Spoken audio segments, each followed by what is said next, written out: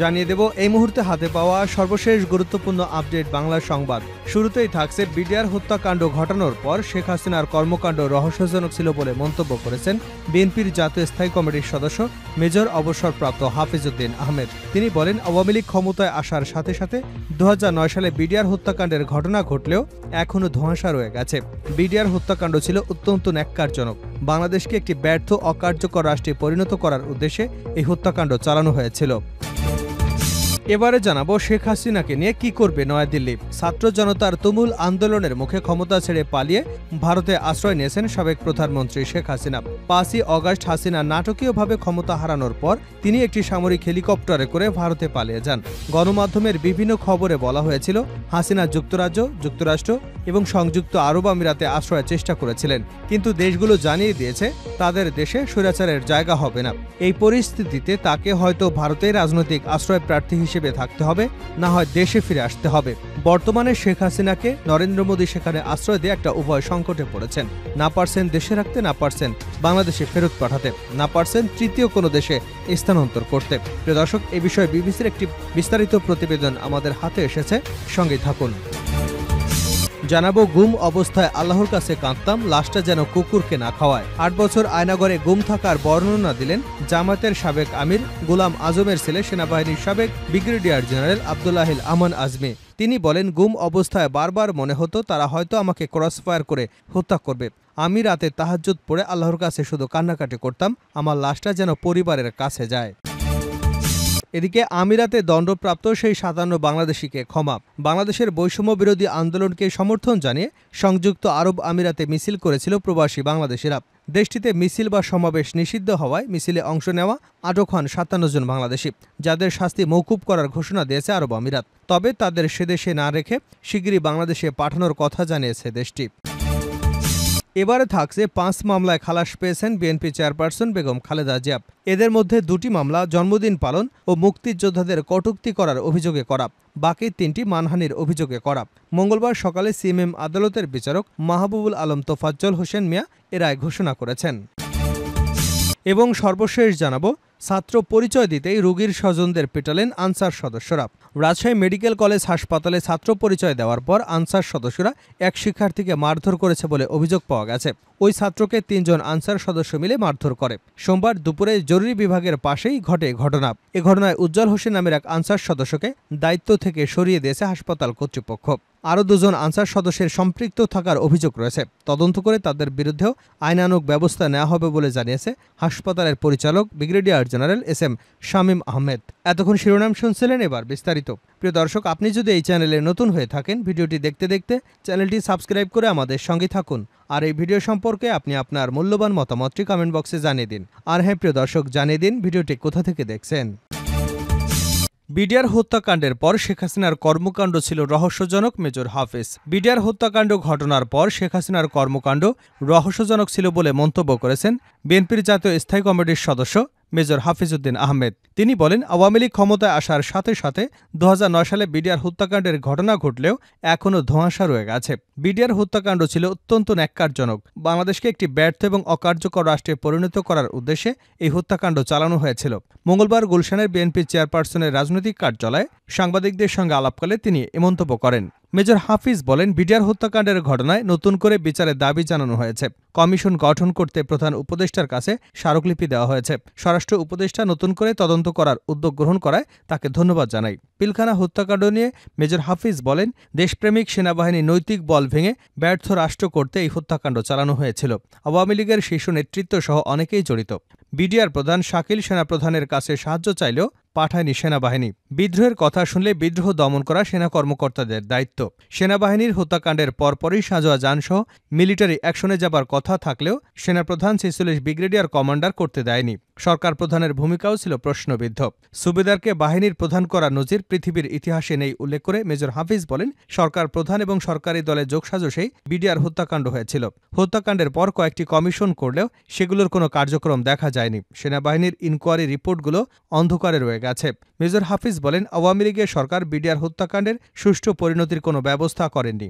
General মইনের কারো কাছ থেকে কোনো নির্দেশের প্রয়োজন ছিল না, তারপরও ব্যবস্থা নেয়নি। সেনাবাহিনীর মনোবল ধ্বংস করতে এই হত্যাকাণ্ড ঘটানো হয়েছিল। শেখ হাসিনা অফিসারদের নিয়ে বৈঠক করলে সেখানে হত্যাকাণ্ডের বিচারের দাবি করা ৫০ থেকে ৬০ জন অফিসারকে চাকুরি ছাড়তে বাধ্য করা হয় বলে মন্তব্য করেন মেজর হাফিজ। সেনাবাহিনীতে পুনর্বহালের আহ্বান জানান তিনি। পুনঃতদন্ত সঠিকভাবে করতে বিএনপি সহযোগিতা করবে বলেও আশ্বাস দিয়েছেন তিনি। হাফিজউদ্দিন আহমেদ বলেন, প্রতিবেশী দেশের আজ্ঞাবহ প্রতিষ্ঠান আওয়ামী লীগকে দলীয়করণ এমনভাবে করেছে যে জেনারেলরা কথা বলে যেন ছাত্রলীগের নেতারা বক্তব্য দিচ্ছে। সেনাবাহিনীকে ধ্বংস করার প্রাথমিক পদক্ষেপ বিডিআর হত্যাকাণ্ড। দেশের সার্বভৌমত্ব ধ্বংসে যেসব দল দেশ ভূমিকা নিয়েছে তাদের মুখোশ উন্মোচন করতে হবে। হাসিনাকে নিয়ে কি করবে নয়াদিল্লি? ছাত্র জনতার তুমুল আন্দোলনের মুখে ক্ষমতা ছেড়ে পালিয়ে ভারতে আশ্রয় নিয়েছেন সাবেক প্রধানমন্ত্রী শেখ হাসিনা। ৫ই অগাস্ট হাসিনা নাটকীয়ভাবে ক্ষমতা হারানোর পর তিনি একটি সামরিক হেলিকপ্টারে করে ভারতে পালিয়ে যান। গণমাধ্যমের বিভিন্ন খবরে বলা হয়েছিল শেখ হাসিনা যুক্তরাজ্য, যুক্তরাষ্ট্র এবং সংযুক্ত আরব আমিরাতে আশ্রয়ের চেষ্টা করেছিলেন, কিন্তু দেশগুলো জানিয়ে দিয়েছে তাদের দেশে হাসিনার জায়গা হবে না। এই পরিস্থিতিতে তাকে হয়তো ভারতেই রাজনৈতিক আশ্রয় প্রার্থী হিসেবে থাকতে হবে, না হয় তাকে দেশে ফিরে আসতে হবে। বিবিসির প্রতিবেদন। এখন দেখার বিষয় ভারত হাসিনার বিষয়ে কী সিদ্ধান্ত নেয়। তবে অনেক বিশ্লেষক মনে করছেন, যদি হাসিনা স্থায়ীভাবে ভারতে অবস্থানের সুযোগ পান তাহলে তা দিল্লিকে বাংলাদেশের বর্তমান সরকারের সঙ্গে সম্পর্ক গড়তে চ্যালেঞ্জ তৈরি করবে। যদি এমনটাই ঘটে তাহলে দিল্লির কূটনৈতিক মারাত্মকভাবে প্রশ্নবিদ্ধ হতে পারে, কেননা ভারতের কাছে বাংলাদেশ শুধুমাত্র প্রতিবেশী দেশ নয়, দিল্লির কৌশলগত অংশীদার হচ্ছে বাংলাদেশ। এছাড়া ভারতের সীমান্ত নিরাপত্তার জন্য অত্যন্ত গুরুত্বপূর্ণ ঘনিষ্ঠ মিত্র হচ্ছে বাংলাদেশ। বিশেষ করে উত্তর পূর্ব রাজ্যগুলো ভারতের জন্য বাংলাদেশ খুবই গুরুত্বপূর্ণ। এতে বলা হয় দুদেশের মোট সীমান্ত ৪,০৯৬ কিলোমিটার। এর মধ্যে ভারতের উত্তর পূর্ব রাজ্যগুলোতে যদি কোনো বিদ্রোহ দেখা দেয় তাহলে তা বাংলাদেশের সাহায্য ছাড়া মোকাবেলা করা কঠিন হয়ে পড়বে, কেননা রাজ্যগুলোর গোষ্ঠীগুলো নিরাপদ আশ্রয়ের জন্য বাংলাদেশে প্রবেশ করা তুলনামূলকভাবে খুবই সহজ।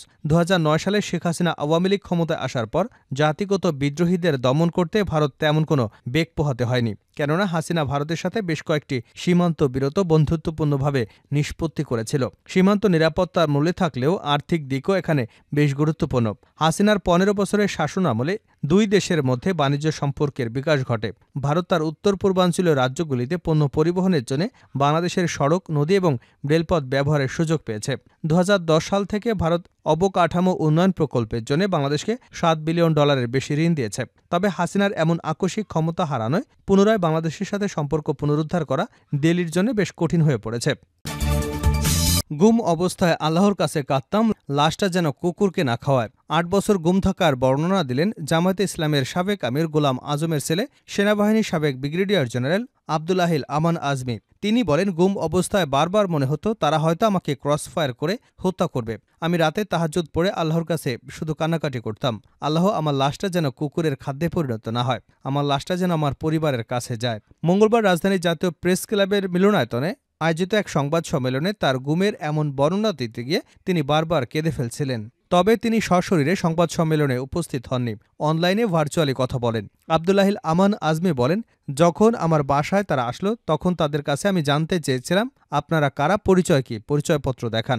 আমাকে ধরে নিয়ে যাবার জন্য কোনো ওয়ারেন্ট আছে কিনা তা আমি জানতে চেয়েছিলাম। তারা আমার কথার জবাব দেননি, আমার সঙ্গে খুব খারাপ ব্যবহার করে। এক পর্যায়ে আমাকে নিয়ে গাড়িতে চোখ বেঁধে দেয়, আমার চোখ মুখ বাঁধা অবস্থায় একটা জায়গায় নিয়ে গেল, সেখানেই ফেলে রাখা হয়, অন্ধকার এক ঘরে। সেখানে দিন নাকি রাত এসব কিছু বোঝা যেত না, টয়লেটে যেতে চাইলে চোখ বেঁধেই নিয়ে যেত। তিনি বলেন, আমি গেল ৮ বছর সেখানে বন্দী থাকা অবস্থায় পৃথিবীর কোনো আলো দেখিনি, আকাশ দেখিনি, সূর্য দেখিনি। প্রতি রাতেই ক্রসফায়ারের ভয় থাকত। তারা খুব দুর্ব্যবহার করত আমার সঙ্গে। তাদের আচরণে আমার বন্দিদশা জীবনে রাতের পর রাত কেঁদে কেঁদে সময় কাটিয়েছি। মাঝে মাঝে তারা চোখ এমনভাবে বাঁধত মনে হচ্ছিল আমার চোখের মণি ফেটে যাবে। হাতকড়া পরা থাকতে থাকতে হাতে ঘা হয়ে যেত। ৮ বছর আমি এক অন্ধকার ঘরে ছিলাম, পৃথিবীর কিছুই আমি দেখতে পাইনি এ সময়। আজমি বলেন, আমি ফিরে এসে জানতে পারলাম আমার পরিবারের ওপর তারা কি পরিমাণ নির্যাতন চালিয়েছে। আমার স্ত্রীর গায়ে হাত তুলতে চেয়েছিল তারা। এক পর্যায়ে আমার স্ত্রীকে তুলে নিতে চাইলে স্ত্রী আমার মাকে সঙ্গে নিতে বলে, তখন তারা তাকে নেয়নি। এ সময় আমার বাড়ির যুবতী কাজের মেয়ে তার উপরও হাত চালিয়েছে। বাসার ম্যানেজার এবং দারোয়ান সহ সবার উপরই তারা হামলা করেছে। বাংলাদেশ জামায়াতে ইসলামের সাবেক আমির মরহুম গোলাম আজমের মেজো ছেলে, সেনাবাহিনীর সাবেক ব্রিগেডিয়ার জেনারেল আব্দুল্লাহিল আমান আজমি গত ৬ অগাস্ট মুক্তি পান আয়নাঘর থেকে। আমিরাতে দণ্ডপ্রাপ্ত সেই ৫৭ বাংলাদেশিকে ক্ষমা। বাংলাদেশে বৈষম্যবিরোধী আন্দোলনের সমর্থন জানিয়ে সংযুক্ত আরব আমিরাতে মিছিল করেছিলেন প্রবাসী বাংলাদেশিরা। দেশটিতে মিছিল বা সমাবেশ নিষিদ্ধ হয় মিছিলে অংশ নেওয়া আটক হন ৫৭ বাংলাদেশি, যাদের শাস্তি মওকুফ করার ঘোষণা দিয়েছে আরব আমিরাত। তবে তাদের সেই দেশে না রেখে শিগগিরই বাংলাদেশে পাঠানোর কথা জানিয়েছে দেশটি। আটক হওয়া ৫৭ জন প্রবাসী বাংলাদেশিকে ক্ষমা করে দিয়েছেন সংযুক্ত আরব আমিরাতের রাষ্ট্রপতি হিজ হাইনেস শেখ মোহাম্মদ বিন জায়েদ আল নাহিয়ান। তাদের শীঘ্রই বাংলাদেশে পাঠানো হবে বলে জানানো হয়েছে। মঙ্গলবার সাংবাদিকদের সঙ্গে বৈঠকে একথা জানিয়েছেন প্রধান উপদেষ্টা ড. মোহাম্মদ ইউনূস।